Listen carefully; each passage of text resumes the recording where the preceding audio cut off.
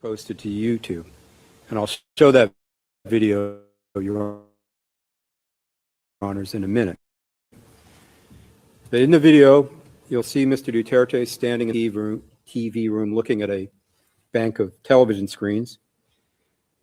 The video then zooms in on the CCTV footage of the crime, and you see 3 DDS members walking up the street in the market. You see them turn to the right, pull out their guns, their pistols, shoot the 3 victims who are off the screen, and then they walk and jog away, and they don't look very worried. And the video then zooms out, and you see different people running to see what has happened because they've heard the shots. Okay, can we play that, please?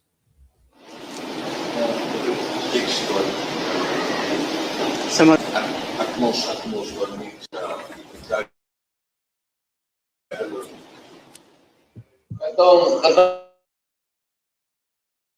Itong patay sa pagdaw.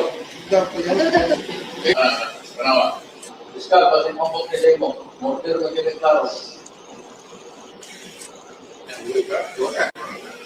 Mulang tanawa na. Kaya, pada. May pagkita nila sa Rosales. Karaka, kawanam. Sabihin nila na yun. Karaka. Lahat, tulog. Ano ba? Tanong ko lang sa mga tao.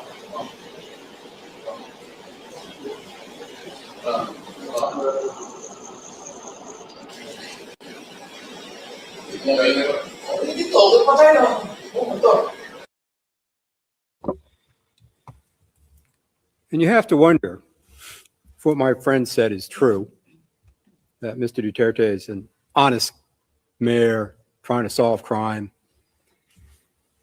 You have to wonder, Mr. Duterte. At yan na nga mga kababayan, ang video na ginamit ng mga ICC prosecutor kung saan sinasabi nila na yan daw po mga kababayan ay isang TJK. Pero bago ang lahat mga kababayan, huwag kalimutan mag-like, mag-share at mag-subscribe sa ating home YouTube channel. Ngayon, umpisahan na ho natin mga kababayan ang pag-a-analyze dito. Ito ho presentahong video ito na pinapalabas po nila na ito daw po ay isang ICC, sa ICC na isa daw pong extrajudicial killing. Ngayon mga kababayan, totoo ho ba ito sinasabi ng mga prosecutor o ito ay ibinigay lamang ito para ho mga kababayan, may maipakita lamang. Ito yung pagkakamali ho nila. Alamin po natin ang buong detalye.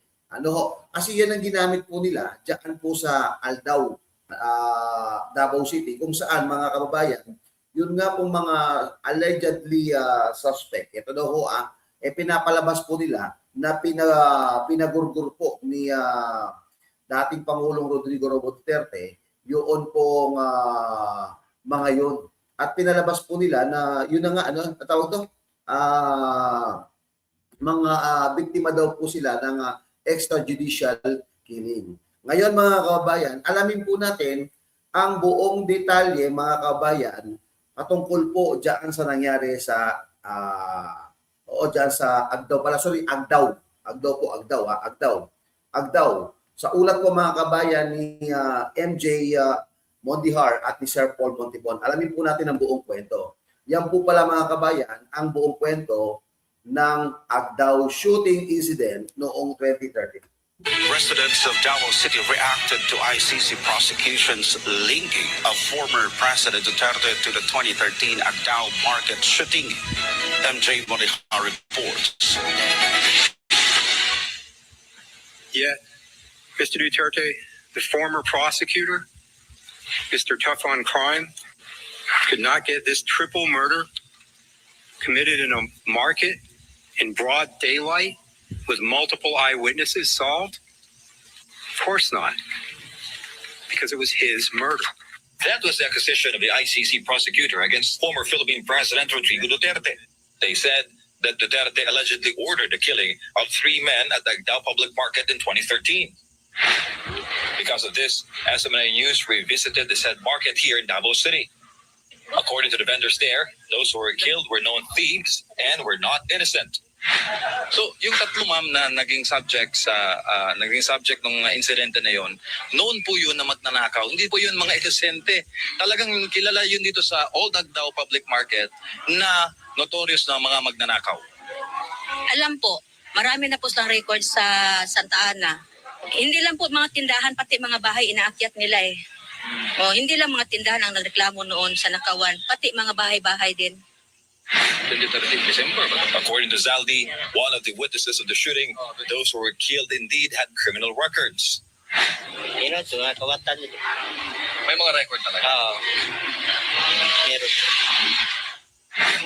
63-year-old Gina was also familiar with one of the suspects killed in the shooting. She says that they had long warned him to stop stealing. Market vendors believe that the victims were only retaliated against by the people they had previously stolen from. Pero katumangod siya kay salbahis na siya. Grabe na sa Lagi siya record, ma'am. Una na sa record. Kasi mga kawatot lang mga... Mga dili, kanang mga pareha compressor tayo lang gitawas diha. Oo. Mga bukat na na. O mga compressor, mga laptop, mga kuwan. Bahay, anak. O akyat bahay dito. For many Dabaweños, this is only an attempt by foreigners to discredit their former mayor. Residents admitted they feel resentment and anger over what President Marcos Jr. is doing to the former president. Their message to Duterte: Atay, kanang amping o kanang laban tayo tay. Namimiss ka na namin dito sa Davao City po. With that, preparations are on the way for the upcoming birthday celebration of former President Duterte this coming March. And residents here in the city are implying to do or create activities to honor the former mayor and the former Philippine president. Reporting for Newsland World, this has been MJ Mondihar, SMNA News. Residents of Davao City Yun, reacted mga to kababayan. Grabe, mga kababayan, ang inyong nasaksihan. Hindi po pala mga biktima ng extrajudicial killing, kung hindi kriminal. Yun po mga napatay doon sa Agdao. Taliwas po mga kabayan, sa pinapalabas po mga kabayan ng mga prosecutor ICC, mga inosente itong mga to, broad daylight, pinatay itong mga to. At pangalawa ho mga kabayan, yan ho ay hindi po inutos ni Tatay Digong yun, mga kababayan. Yun po mga kababayan, kuhang-kuha po habang si Tatay Digong po minomonitor ho, parang replay lang yata, ni-replay lang doon sa monitor. Sabi nga parang sa Makati, ganyan din, kitang-kita lahat yung mga nangyayari diyan sa Davao. So madaling salita mga kabayan, may nangyayari hubang kasinungalingan dito. Meron hubang pagtatakip, meron hubang pagdadagdag. Kaya ho mga kabayan, ang nangyayari ngayon, yan ang problema kapag sinusubo lang ho sa prosecutor at hindi naman talaga totoong nag-imbestiga. Kumbaga kung talaga nag-imbestiga sila, dapat pumunta ho sila sa Davao. Etong mga taga-ICC, prosecutor. Kaso hindi po sila pumunta sa Davao, pumunta yata lang daw sila dito sa NCR at dito sila nag-imbestiga. Pero ang pinapakita ho nilang insidente ay doon po mga kabayan sa naturang lugar, sa Agdao. At kasunod po niyan mga kababayan, ang good news. Ito na nga mga kababayan ang good news. Ano yung good news? At dahil po dyan mga kabayan, ito pong si Attorney Delgra, mga kabayan. Mas malupit po ito, mga kabayan. Bakit? Handa pong tumistigo mga kabayan para patunayang hindi po EJK ang nangyari po mga kababayan diyan po sa Agdao, diyan po sa Davao City. At katibayan po niya mga kabayan, sabi nga ho mga kabayan na gumawa na po ng affidavit, yun pong nakasaksi at kumuha ng video doon po sa yung reporter mismo na nag-cover po doon ay handang tumistigo para po kay Tatay Digong. Kaya ho mga kabayan, bakit po sinabing posible ho makauwi si Tatay Digong? Kapag napatunayan na nagsisinungaling po sila mga kababayan, ganun lang ho kasimple ho yun. Ibig sabihin, lagong ginagamit dito ho mga kabayan yung salitang Policies Uno, Policies Omnibus, na kung saan mga kabayan, nagsinungaling ka na ng una, pangalawa pa, ibig sabihin, gumagawa lang po sila mga kabayan ng kwento. At yan na nga mga kabayan ang nangyari at mangyayari at aabangan ho natin mga kabayan, ang susunod hong kaganapan. Ayan. Okay, maraming salamat po. Huwag kalimutan mag-like, mag-share at mag-subscribe sa atin hong munting YouTube channel, mga kababayan. Abangan nyo ho ang ating mga live tuwing alas 10 ng umaga at ganun din po naman sa gabi. Okay, mga kabayan, maraming salamat po. Mabuhay po kayo. Keep safe, always God bless, and always God first. Maraming salamat po.